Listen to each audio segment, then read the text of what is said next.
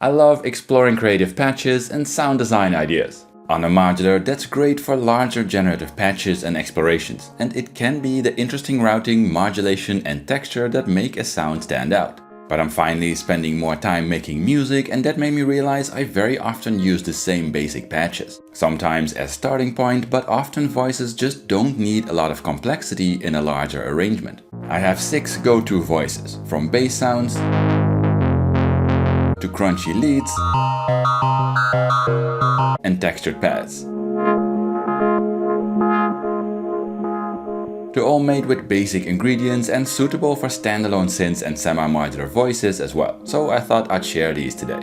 If you'd like to dive deeper into sound design, support my work and get access to PDF sheets with hundreds of patch ideas I used in my videos, have a look at my Patreon.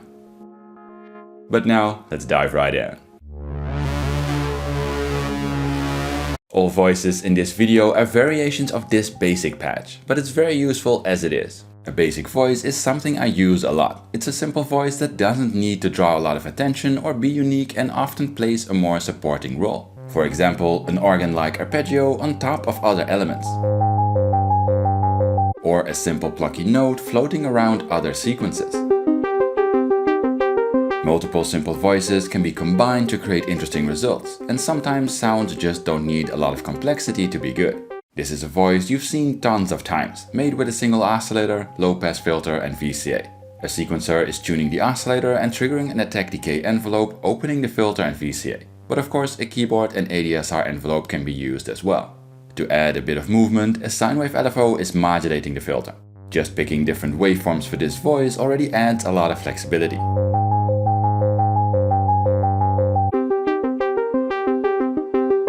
However, my basic voice holds 2 ingredients that make it a bit more dynamic. The first is a smooth random voltage to the filter. Beside the predictable LFO, this adds a bit of natural variation to the voice. And to add to that, another random voltage is modulating the attack and decay times of the envelope. Again, adding subtle variations and interest to the sound.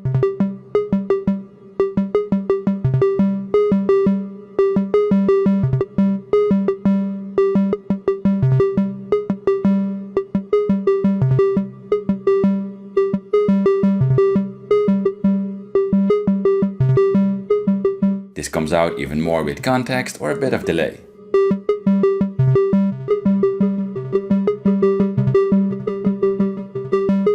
The basic voice is a bit of a blank slate. All ideas in the following chapters can be used to add character to this voice. And of course, you can browse through any of these videos I made if you like to dive deeper in specific sound design topics. The bass voice is a very common sound in many genres and styles. In general, this sound is used for lower frequency sequences, with a flexible mid-range so the punch can be adjusted to other things going on in the mix. This can go from softer supporting bass lines to more in-your-face solos with a low end. There are tons of different bass sounds, from clean and nasal to dirty and fat, but I tend to go to one simple setup that offers a lot of flexibility. This voice is made with 2 oscillators sent to a mixer, a low-pass filter and VCA. A sequencer is tuning both oscillators and triggering an envelope opening the filter and VCA.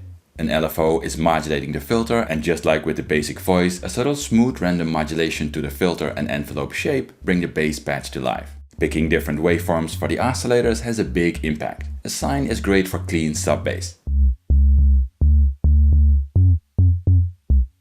A square has more presence.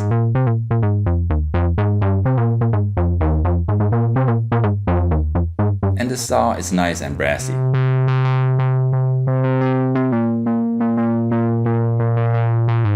For a big sound, tuning the dual oscillator setup is key.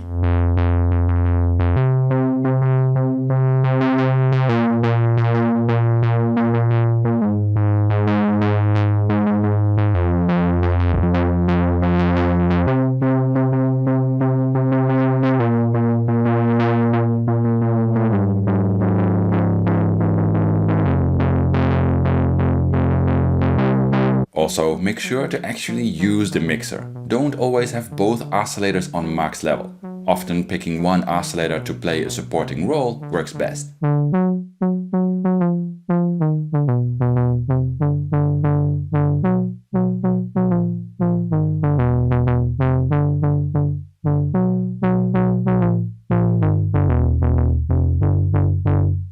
This basic version is very powerful, but a bit of extra character and texture can go a long way. Square waves are a great choice for bass sounds. They have a strong fundamental and have the added benefit of pulse width modulation. A simple LFO with flexible frequency adds a lot of movement to the sound. If the bass can have some character and a bit more space in the frequency spectrum, modulating the pitch of the second supporting oscillator is a great trick as well. Here, that's done with a smooth random voltage and only very subtly.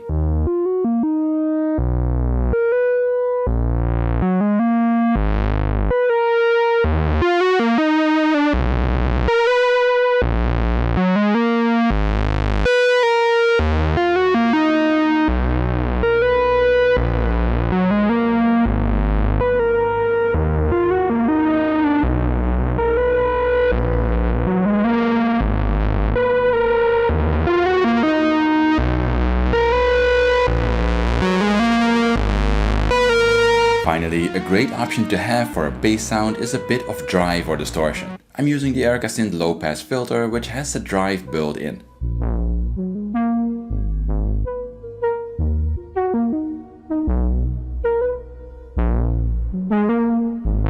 But you can patch a drive or gain module before the filter if you like, or experiment with a bit of distortion at the end of chain. The crunchy lead is a voice designed to catch the attention of the listener. It's a sound with some punch and texture around the mid or higher frequency ranges, aiming to solo and take center stage for a while. Depending on what's going on in the rest of the mix, the voice can be simple, but it should have a trick that can be dialed in to make it cut through the mix and draw the attention. A lot of this comes down to using the voice for higher frequencies and placing it in contrast to other mid and low sounds. But here's my go-to setup. The core of this is the same as the basic voice. A single oscillator, filter, VCA setup with a sequencer and envelope. Of course, a bit of random voltage is modulating the envelope and filter. Here through a mixer, so more modulation can be added. A simple but powerful addition is adding key tracking by sending a copy of the sequencer's pitch or CV output to modulate the filter. This means higher notes open the filter a bit more, which can help to create a very balanced filter response over a wider frequency range.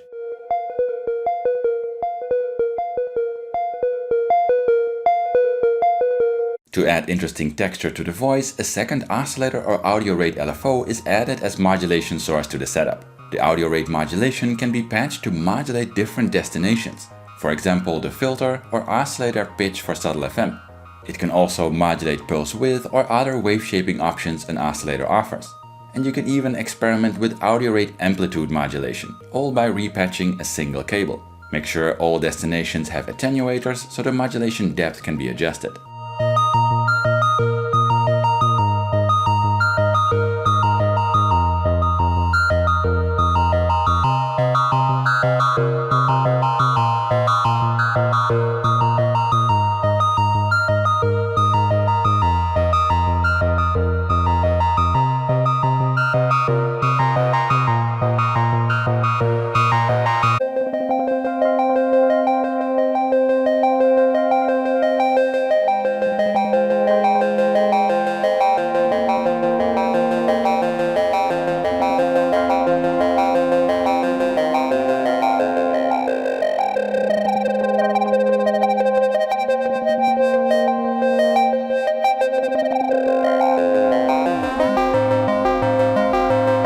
As an extra variation, you can send a copy of the main sequence to tune the modulator, to keep the ratios in harmony. Again, it's worth it to experiment with different destinations.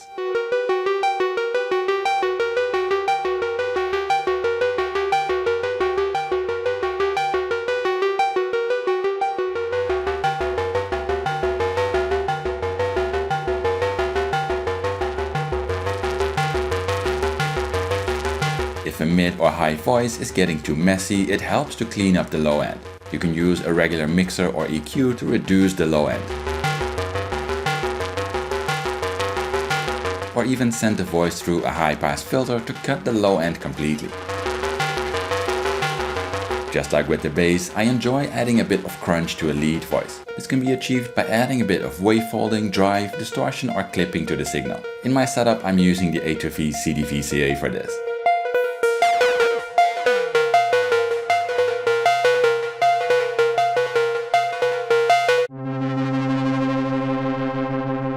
Another common ingredient in many songs and tracks is the textured pad.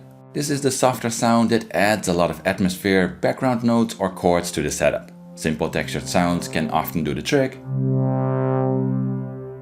but they can also be the focal point and have more evolving character.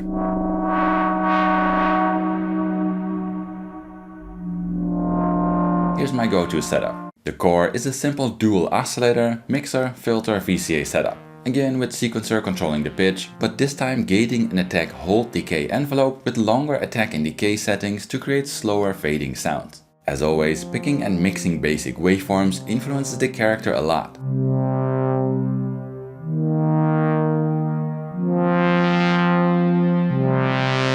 And so does the tuning of the two oscillators.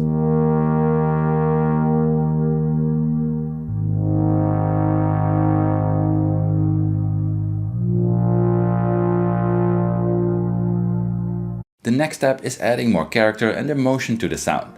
A simple LFO and fluctuating random voltage to the filter add a lot of subtle nuance. Another great variation is adding a very small amount of smooth random or LFO modulation to the supporting oscillator. This adds a bit of oscillator drift, creating a wider sound. Another solid option is adding a noise source to the setup. This can either be used as a flying modulation source, for example to modulate the filter, oscillator frequency or amplitude, or simply be mixed in with the oscillator to add some dust to the sound.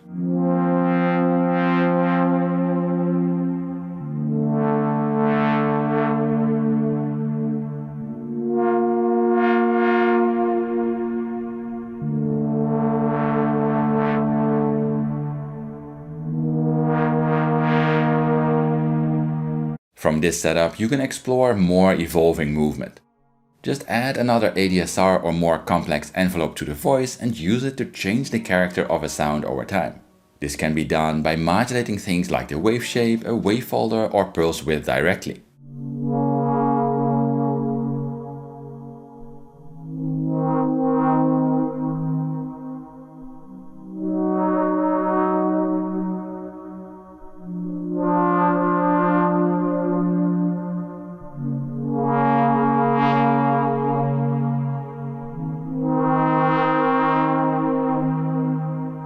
But another trick is to use the second envelope to control modulation depth by opening a VCA.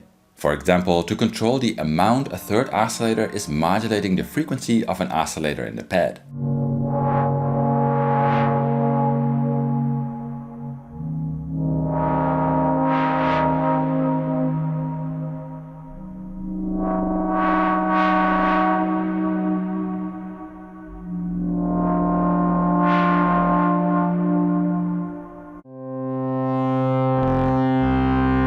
Another great voice to have easy access to is a plucky sound with character.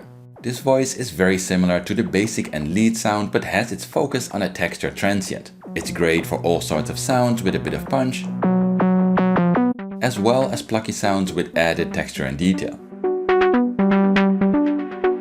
The core setup is the same as the basic voice. A simple oscillator, filter, VCA setup with sequencer and envelope opening the filter and VCA. To create extra control over the transient of the sound, a second attack decay envelope is added as flexible modulation source. This envelope should have a shorter decay than the main envelope, so it only modulates the transient of the sound. A simple example is using the envelope to modulate the pitch of the oscillator.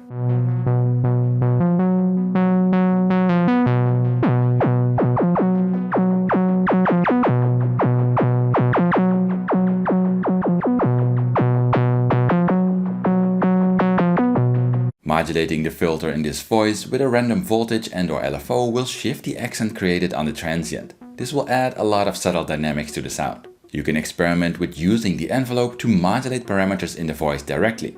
For example, any wave shaping the oscillator offers. But another option is using the envelope to open a VCA to control the depth of a signal.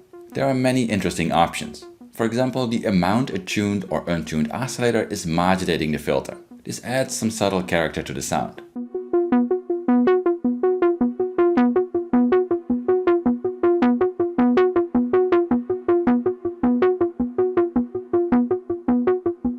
One more core example. Here's the same basic voice but with added mixer before the filter. Again with second triggered envelope and modulation to the filter.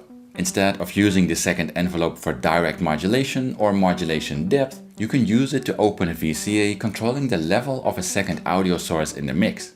For example, the amount of noise. The envelope mixes in the sound only for a very short decaying time, creating a nice textured transient. This is a very simple trick, but a bit of added character goes a long way in a mix.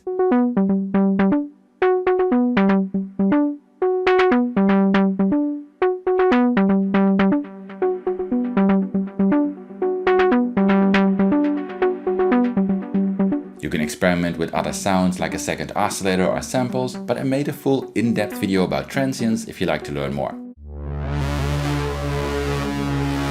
This last one is a bit less common, but I use it a lot. It's also slightly cheating because this is more of an extension pack that can be applied to any of the previous voices. The core idea is to set up simple modulation that ties a voice in with other tempo synced or rhythmical elements in the track. There are a few go-to options for this I use a lot. Here's the voice used to make the basic pad sound. You can use the master clock of a patch or sequencer to drive other elements and modulation sources. Simple but great examples are a sample and hold module used to modulate a filter. Or if you like more control, you can use a second sequence to create looping modulation patterns.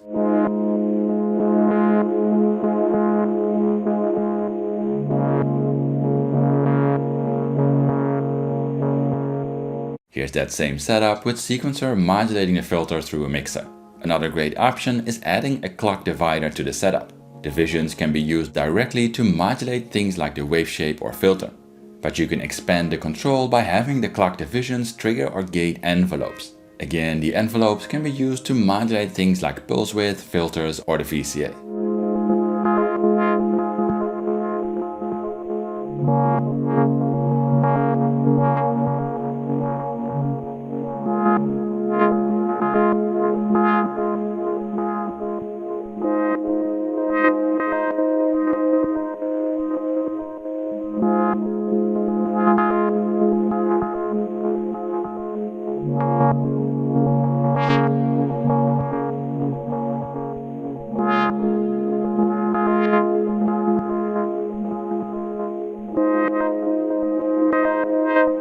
Other interesting examples of rhythmical modulation are sidechain ducking and cross modulation.